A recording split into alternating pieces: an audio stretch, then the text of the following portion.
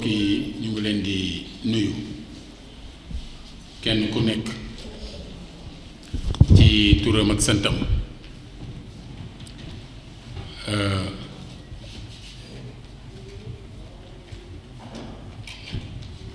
di rafetlu teewaay bi di massawu ñi nga xam ne bëggoon nañoo teew te ñun ci suñu bopp mayuñu leen ñu teew ndax ñun ñoo bëgg di respecter li nga xam ne moom la ñu santaane ci wàllu distanciation sociale bi ba tax na chaque fois bu ñuy def daje dañu koy limiter waaye ñi fi nekk ñépp kenn ku ci nekk am na ñoo xam ne mi ngi leen teewal ba dina leen mën a jottali li ñu fi dajale waxoon nañ leen ni ci liggéey ba ñu tàmbali woon mu jëm ci daara yi dañu ci defoon loo xam ne première étape la woon mooy ñu wër daara yi yóbbu fa lañu am ngir jàppale leen waaye it ñu ni woon bu commencé yàgg dañuy sóoraale beneen étape boo xam ne donte mën na diis waaye situation moo koy laaj mooy ñu war a togg yóbbu ci daara yi bu ko defee kenn nag dootul amati sañ-sañ suñuy jox say ndongo ñuy xewlu nga di leen di yabalati ci mbedd mi ci étape boobu mel na ni ci loolu la ñuy waaj a jëm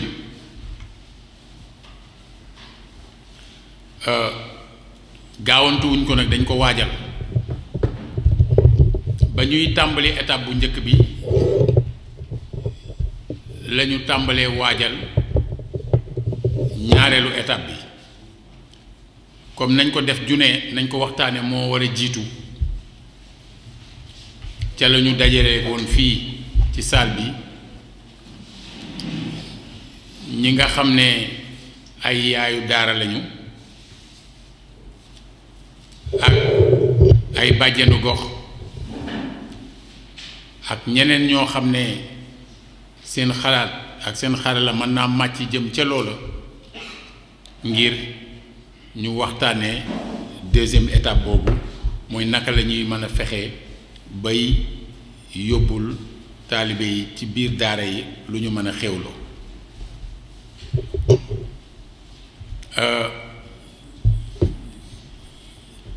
ba ñuy waxtaan ca la ñu njëkkoon a tënk ne 419 daara yi ñuy recensé woon dañ leen di dajale ci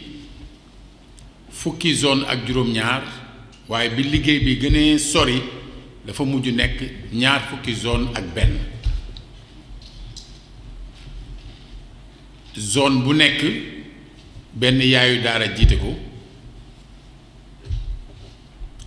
moom ak benn bàjjanu gox ñu waxtaan ci ak ñi nga xam ne ñoom la ñu bokkaloon plateforme bi nga xam mooy comité de veille et d'action bi présidente Ndeye Soxna Mbaye mi jiite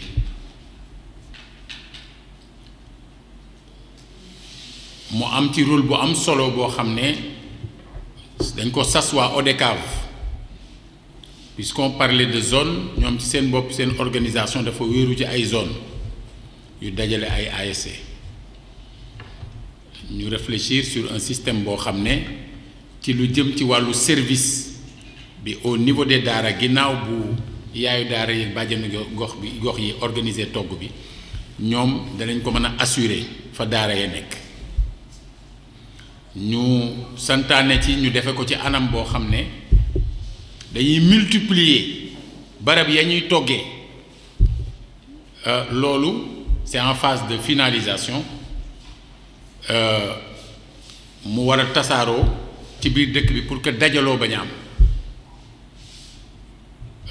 ci biir loolu nag ñu sàkk woon ci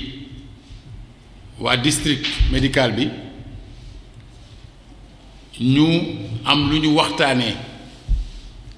ak ñii nga xam ne ñoo ŋànk liggéey bi pour précaution yi nga xam ne dañ leen a war a jël ngir la ñu bëgg a defal xale yi ngir wallu leen bañ a doon ngaañ ci ñoom parce que loolu tamit farata la ndeem lu ñuy def ci wàllu woowu ñun autorités yi nga xam ne ñoo bokk ci ministère de la santé et de l'action sociale lañ ciy déglu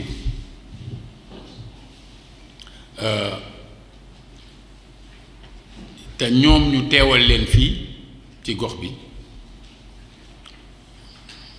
ma waxtaan ak le médecin chef de district ba mu am ñu fi yebal ñoo xam ne ñoom danañu jël kàddu waxtaan ak nit ñi wax leen li ñu jàpp ne war nañ ko bàyyi xel ngir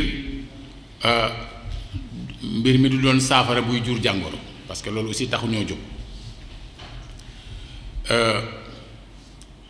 naam dégg nañu am ñu wax ne sax ministère ñi ngi gëstu ci ay xalaat yoo xam ne mën naa jëm ba ci delloo xale yi fi ñu jóge woon waaye ndeem loolu amagul ñun li ñu war en tant que ñu ne fii ci biir dëkk bi mooy li teew ñu wut ci saafara suñu gisee nag lu ko gën a nekk saafara ñu jël loola ndax li ñu bëgg rek mooy mu jag comme nañu ko waxee woon wàllu dafay gaaw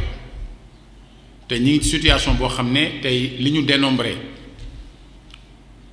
te ba ñuy wàññi taalibe yi am na daara yoo xam ne xam nañ te joxe gu ñu woon seen nombre yi taalibe demoon nañu ba tolloon ci 7764 mais ci suñuy xayma ba ñuy liggéey dañoo tablé sur 10 000 en nous disant que suñu tablé sur 10 000 xëy na duñu suñuy prévision duñ ñu nax kon xam nga lu war a jege 10 000 taalibe su fekkee ne même au niveau du ministère wala ci direction wu petite enfance ñi ngi am xalaatu nu ñuy delloo ñu ci bëri fañ dëkk loola ça demande benn organisation benn machine, ça demande ay enquête pour situer ñooñu fu ñu jógee fan la ñu ndax ci réew mi lañ jógee ndax ci Thiès la ñu jógee ndax seen waajur ñi ngi fii ñi ngi dund est-ce que am nañu kàttan et cetera ak nan la ñu war a mën a soutenir éventuellement. Je pense que c'est toute une réflexion que nous-mêmes nous avions menée jamono bi ñuy liggéey ci projet wu kër xale yi mais en attendant loolu il y a des urgences ndax defe naa ni 7764 xale suñu leen dee seetaan ñuy wàcc ci mbedd mi daa mel ne lu ñu doon liggéey yépp du am njariñ kon loolu je pense que bu liggéey bi àggee jàmm saafara dina ci am maintenant nag suñuy togg di yóbbul taalibe yi day fekk ay taalibe ne ci daara yi daara ju taalibe nekkatul parce que sëriñ ba moo génneel boppam xale yi yóbbu leen feneen wala parce que waajuru xale yaa leen jël si wala parce que état bi moo jël ay dispositions jëlee fa xale yóbbu leen feneen bu boobaa li tegoon suñu kaw dootu tegu suñu kaw loolu mi ngi ci suñu kanam buñ ci yeggee ñu aviser li am importance daal mooy chaque fois que ñu toll ci benn étape daañu jël suñu responsabilité ci wàllu woowu.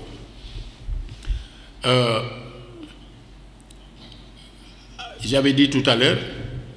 que am na point boo xam ne du ma ko aborder dama doon bàyyi ba après parce que du ma wax ci ginnaaw nit mais à partir du moment où ki taxoon ma bëgg ci wax mi ngi ci salle bi donc dinaa ci wax balaa may dem mooy ce matin très tôt dañu ma yónnee ay message ñu bari woo ma ne ma dañu def ci titre observateur ne Talla Sylla se démarque de l'aide alimentaire defe naa ni bi ñuy wax ci kanamu ñépp la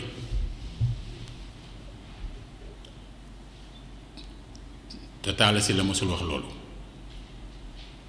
au contraire li ñu wax mi ngi jëm ci répartition yi diggante ñetti communes yi nekk ci biir Thiès ville de Thiès muy Thiès Nord di Thiès Ouest di Thiès Est bu ñu boolewee li nekk ci registre national unique ak li ñu tuddee extension mooy ñi nga xam ne Covid-19 bi moo waral ñu boole leen ci soo boolee ñaar yooyu dañoo bindoon ne Thiès Nord 5190 ménages lay concerné ñu bind ne Thiès Ouest 6017 ménages lay concerné ñu bind ne Thiès Est 4667 ménages lay concerné mani répartition boobu dëppoowul ak réalité bi am c'est ce que j'ai dit et dama ci yokk ne il faut ñu organiser wu pour aller vers benn liggéey boo xam ne comité de quartier yi dañu koy def pour permettre de corriger lépp loo xamante ni nit ñi dem nañ ba ci biir processus bi ñu rendre compte ne avec les réalités du terrain ñu jël en compte lii moo ëpp njariñ am na même beneen site bu tudd exclusif bu titré Talla Sylla dit non à l'État. Je ne sais pas s'il y a un lien entre les deux, je m'interdis di dugg ci loolu mais je ne peux pas ne pas relever le fait que dañu titrer aussi ci biir observateur ci biir lu dul une bi que Talla Sylla dafa teg veto. Je pense que amul benn moment boo xam ne dans mes propos lu mel noonu am na ci parce que veto mooy du fi amee yéen ñëpp xam ngeen Nations Unies am na état yoo xam ne dañoo am droit de veto bu ñëpp voté d'accord ci dara sax bu ñu d'accordul du am loolu je pense que su kenn comprendre sama kàddu noonu dafa juum beneen bi mooy ci même article bi tudd nañ ci ay ñuy def politique te dëkk ci commune ouest te amul benn jamono boo xam ne samay kàddu dégg nañ ma tudd turu benn nit wala même ma def lu nuru allusion ci loolu depuis le début de cette crise damay woote rassemblement di woote dajaloo ne nañu bañ a jiital ci mbir mi luy wuutale nit ñi ñépp xam nañu ne marché yi nekk ci dëkk bi amu ci benn bu ville yore waaye saa yu benn maire jógee ne dafa bëgg a setal benn marché ma yebal la direction des services techniques de la ville ma bàyyi leen ñu porter ne comme si ñoom ñoo ko def te teewul ñu ngi ànd ak ñoom di liggéey pourquoi parce que lii ñu nekk li fi xew ñun ñëpp ñoo war a jàkkaarloo ak moom ñun ñëpp nous avons intérêt jàkkaarloo ak moom je pense qu'il est important dans le cadre de cette affaire que ñu def très attention ci li ñuy wax mais aussi ci li ñuy rapporter man lu ma wax je l'assume man lu ma wax rek je l'assume mais bu ñu ma wax loolu ma waxul ci mbir mi dañoo wax ne parce qu'il y a eu plusieurs émissions de radio yu ñu aborder la question ñu ni président de la République moo bëgg a dimbali donte ci gafaka askan wi lay jógee mais moom mooy président donc moom la ñu voté loi d'habilitation moom la ñu jox sañ-sañ bu nga xam ne dina ko may mu mën a rectifier le budget initial bi ñu voté woon au mois de décembre pour mën a orienter yenn fonds yi ci loo xam ne dina mën dimbali ñenn ñoo xam ne Covid-19 bi impacté na leen mu décidé ci 1000 milliards yooyu nga xam ne moom la ñu dugal ci xeex boobu mën nañ ne sax dugalandi puisque ñun ñëpp dañuy ñaan lii gaaw a jeex ñun ñëpp loolu la ñuy ñaan waaye nag booy jiite da ngay sóor mu décidé ne dina jël 64 milliards 400 millions jëmale ko ci santé bi ne dina jël 15 milliards 500 millions jëmale ko ci jàppale ñi nekk ci tranche sociale bi ci wàllu électricité 3 milliards jëmale ko ci wàll ñi nga xam ne ci wàllu ndox ñi ngi ci tranche sociale bi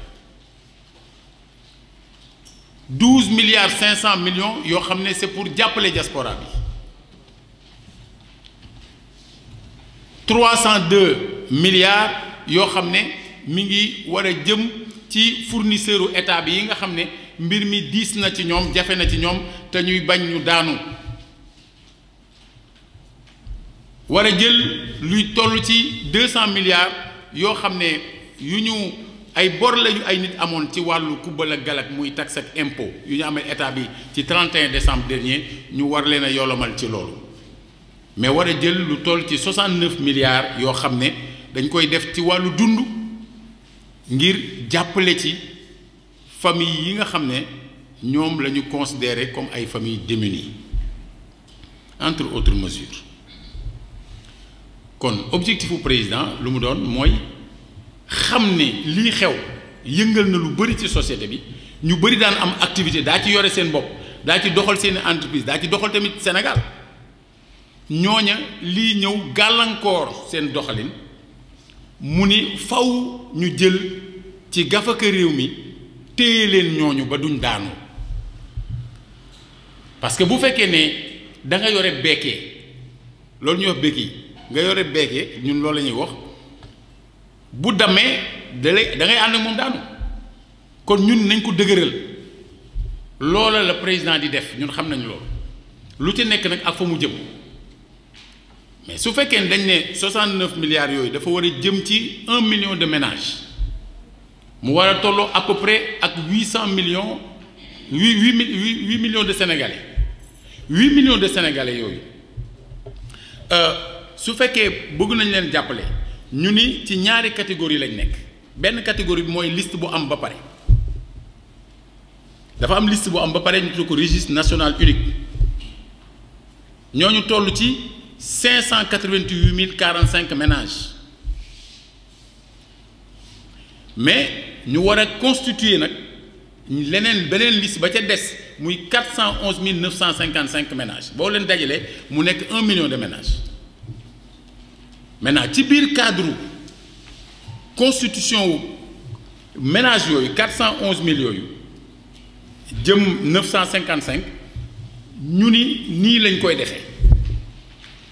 ci biir loolu am na une première base ñoo xam ne am na liggéey bu ñu ca defoon du ñàkk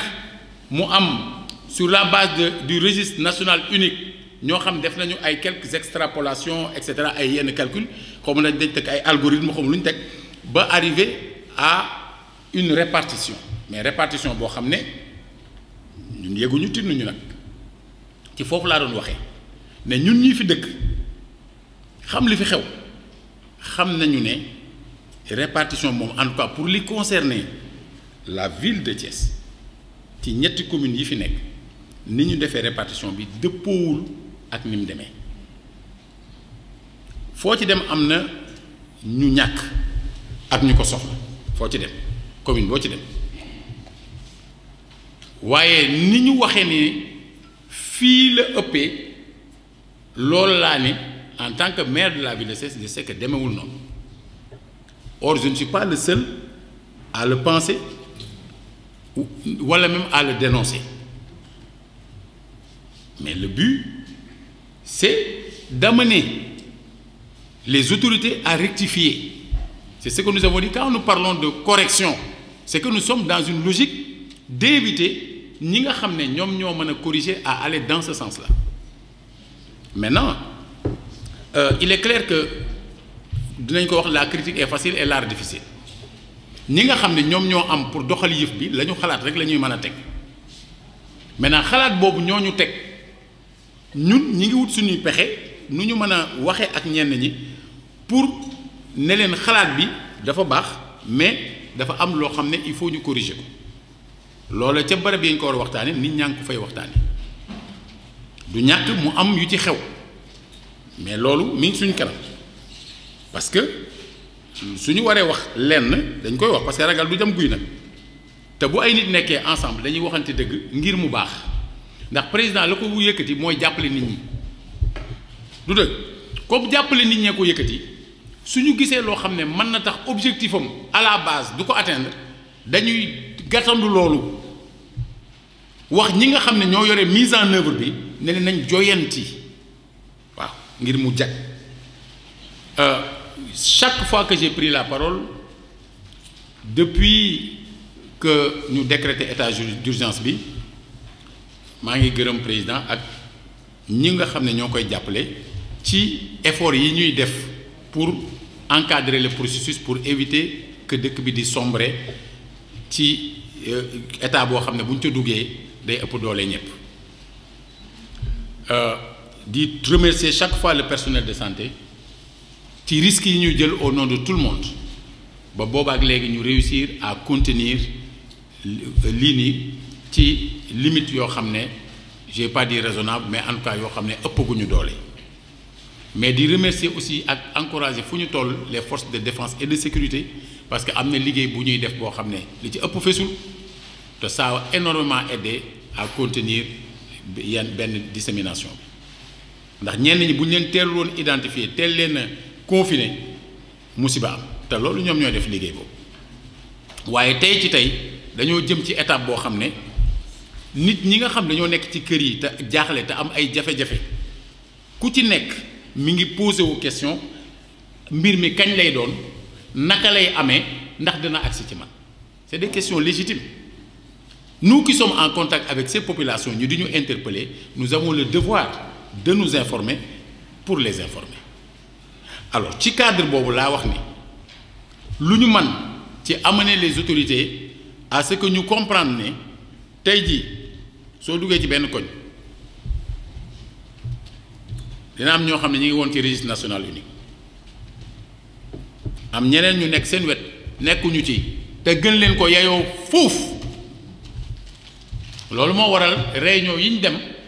te mu am ñi nga xam ne ñoo bokk ci ñi doon liggéey loolu man leen arrêté leen di layal loolu y a beaucoup de rëq-rëq ci mbir mi xëy na tout le monde n'est pas responsable mais bis day ñëw il va falloir corriger ça puisque bi président di yëkkati loolu yëkkatiwu ko woon pour rëq-rëq yooyu di am man leen yéen ñëpp xam ngeen bu baax ne am na ñu ci nekk te waruñu cee nekk au moment où à côté am na ñu leen ko gën a yayoo te nekkuñu ci nous ne pouvons pas ñun ci suñu bopp nous taire devant des situations pareilles mais dans le contexte d'urgence bi ñu nekk du ci contexte d'urgence bi la ñuy mën a corriger registre national unique mais comme am nañu l'opportunité de constituer benn liste bu bees liste boobu ñuy constituer nañu gën a góorgóorlu ci mu dëppoo ak ni mu war a mel ñu def ko sur des bases objectives def ko sur des bases yu dëppoo ak éthique mu am équité bu mat sëkk et que à terme dans la distribution mu am transparence bu yaatu loolu la ñu wax ñu wax ni su fekkee ni dañu jóg ne dañuy jël benn commune ñu war a mottali registre national unique ba ñu ni dañuy jël 2600 yu bees su ñu ñëwee ci échelle commune bi ñu ni 2600 ñoo fi nekk nan lañ leen di répartir ci quartier yi sur quelle base su fekkee ne dañu ne dañ koy def au prorata de la population mais kon ça veut dire qu'on n'a pas respecté ce prorata de la population quand il a fallu choisir ay chiffres yi puisque ci chiffres yu mujj yi boo jëlee chiffres yu njëkk yi comme chiffres yu mujj yi population Thiès Est chiffres yu njëkk yi 133 000 la yu mujj yi 155 000 population Thiès Nord yu mujj yi 122 000 yu njëkk yi 104 000 la population Thiès Ouest yu mujj chiffres yu mujj yi 96 000 la yu njëkk yi 80 000 la woon mais soo doon def au prorata de la population kon commune Ouest mënut a ëppale kon su fekkee ni loolu ngay compléter da nga ko bëgg a def jëmale ko ci quartier soo ko bëggee répartir c'est sur quelle base donc xam nga ça c'est un problème alors su fekkee ne da nga jóg nga constituer maintenant un comité de quartier autour du délégué de quartier imam nekk ci yaayu daara nekk ci bàjjenu gox nekk ci yeneen acteurs communautaires nekk ci ASC bi nekk ci ku ñu jàpp ne ci gox bi war ngaa mën a ci lu leer contribuer ci identifier ca quartier ba wala ca village ba bu dee ay village la nga mën caa identifier ñoo xam ne war nañoo mën a vraiment wax ñii ñoo fi ñàkk ñii ñoo ko yeyoo ñu dugal la ca biir nga bokk ca ñooñu suñuy liggéey ci sama xalaat kenn wër leen a jox ñoom quota kenn wër leen wax yem leen fii ñoom dañ leen a war a wax sur la base des critères lu ñi ci nekk ci gox bi te wuyoo loolu bind leen puisque ñoom du ñoom ñoo war a tànn ci biir ñi ñàkk ñan lañu war a jox ak ñu warul jox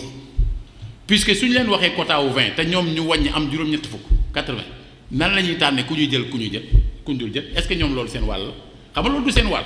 c'est ce que nous avons dit comme loolu du seen wàll niveau boobu ñoom nañu dajalee wax ne ah gox bii lii la parce que plus tard dana amal njariñ même l'État que ñu gën a xam situation réelle jafe-jafe yi ci biir gox yi suñu jëlee quartier bu nekk def la mu war a def yéegal ko au niveau du comité local dirigé par un sous-préfet où il y a la présence des maires ak président ak délégué de quartier yi ak imam yi ak ñëpp ñu xam ne à l'échelle de l'arrondissement lii lañ fi dajale ci wàllu ñoo xam ne yeyoo nañ ko maintenant kay génne di joxe danaan lii laa man bu nee Thiès mënuma fee weesu lii bu boobaa ñu seet lenn li ci ville bi lenn ci li ñuy wuti ci ay bonne volonté lenn yi ñu teg yeneen i pexe ensuite mais def le plaidoyer qu'il faut pour qu'au niveau de l'État su waree am ay ressources additionnelles ñu wuti ay ressources additionnelles pour régler ces problèmes puisque l'objectif c'est de régler les problèmes tey jii bu njëkk ba ñuy def registre national unique bi am na ñoo xam ne ñi ngi woon ci gox bi kenn bindu leen te tey situation xew bi justifier que ñu day am extension Covid-19 extension boobu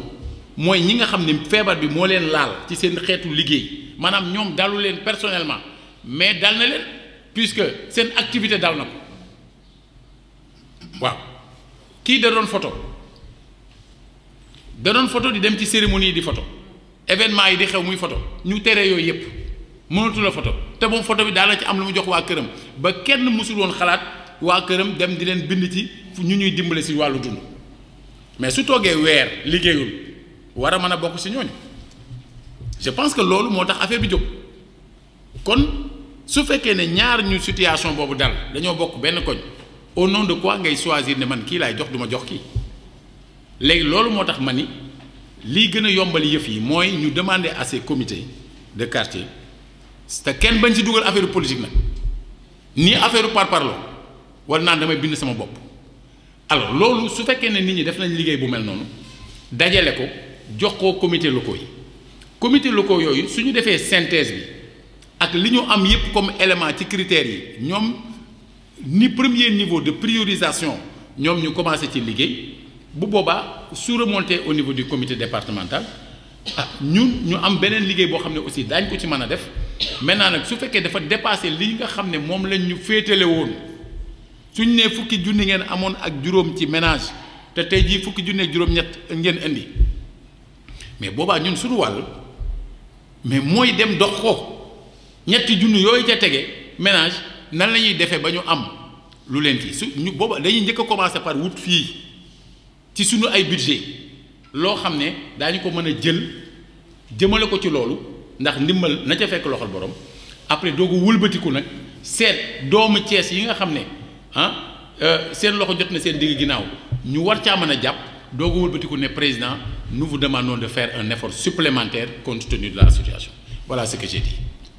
voilà ce que je pense, et li ma yaakaar ne sans aucune forme d'animosité ni werante ni jotante ni accuser qui que ce soit de quoi que ce soit. xalaatuma ne qu'il y a quelque intention que ce soit ci ginnaaw kii j'ai voulu juste, puisque j'ai été interpellé depuis ce matin par rapport ak loolu, j'ai voulu juste clarifier et dire que lii moo ma taxoon jóg lii laa bëggoon leeral lii laa bëggoon ñu xam ko maintenant lii waraloon à titre principal jataay bi